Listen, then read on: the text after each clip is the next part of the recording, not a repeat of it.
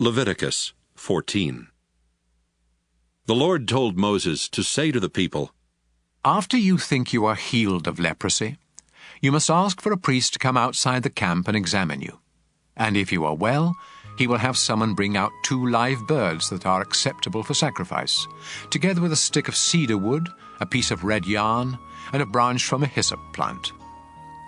The priest will have someone kill one of the birds over a clay pot of spring water. Then he will dip the other bird, the cedar, the red yarn, and the hyssop in the blood of the dead bird. Next, he will sprinkle you 7 times with the blood and say, "You are now clean."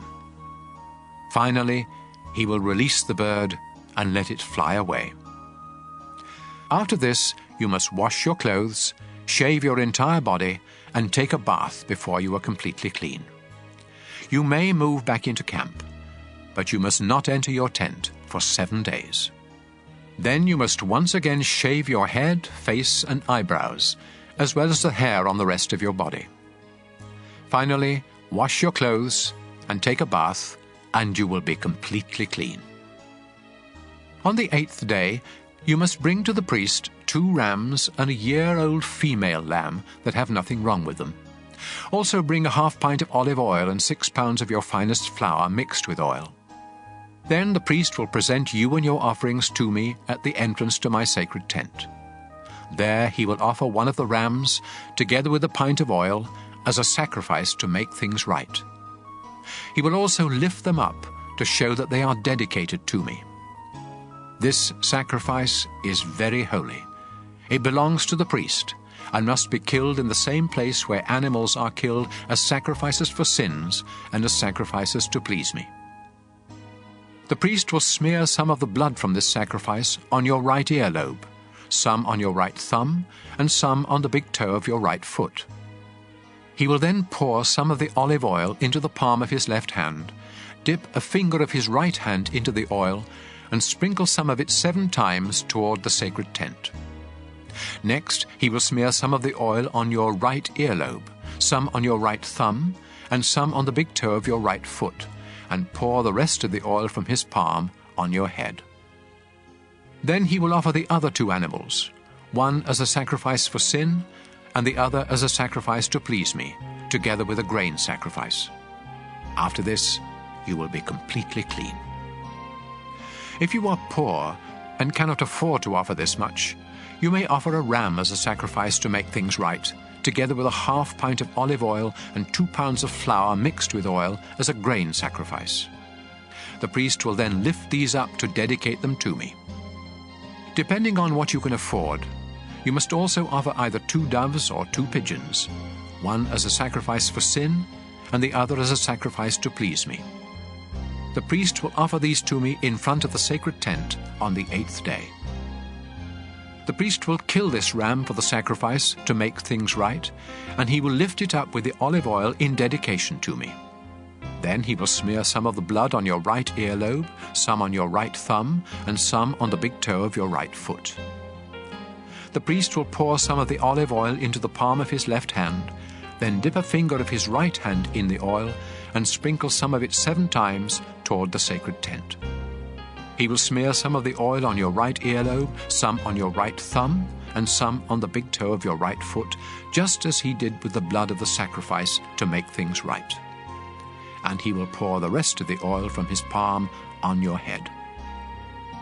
Then, depending on what you can afford, he will offer either the doves or the pigeons together with the grain sacrifice. One of the birds is the sacrifice for sin, and the other is the sacrifice to please me. After this, you will be completely clean. These are the things you must do if you have leprosy and cannot afford the usual sacrifices to make you clean. The Lord told Moses and Aaron to say to the people, After I have given you the land of Canaan as your permanent possession, here is what you must do if I ever put mildew on the walls of any of your homes. First, you must say to a priest, I think mildew is on the wall of my house. The priest will reply, Empty the house before I inspect it, or everything in it will be unclean. If the priest discovers greenish or reddish spots that go deeper than the surface of the walls, he will have the house closed for 7 days. Then he will return and check to see if the mildew has spread. If so, he will have someone scrape the plaster from the walls, remove the filthy stones, then haul everything off and dump it in an unclean place outside the town. Afterwards, the wall must be repaired with new stones and fresh plaster. If the mildew appears a second time, the priest will come and say, "This house is unclean. It's covered with mildew that can't be removed."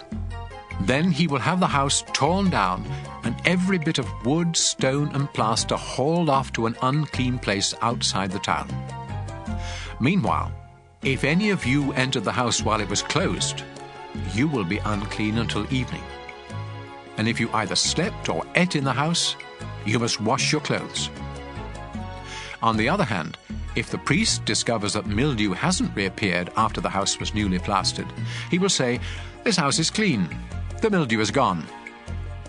Then, to show that the house is now clean, he will get 2 birds, a stick of cedar wood, a piece of red yarn, and a branch from a hyssop plant, and bring them to the house.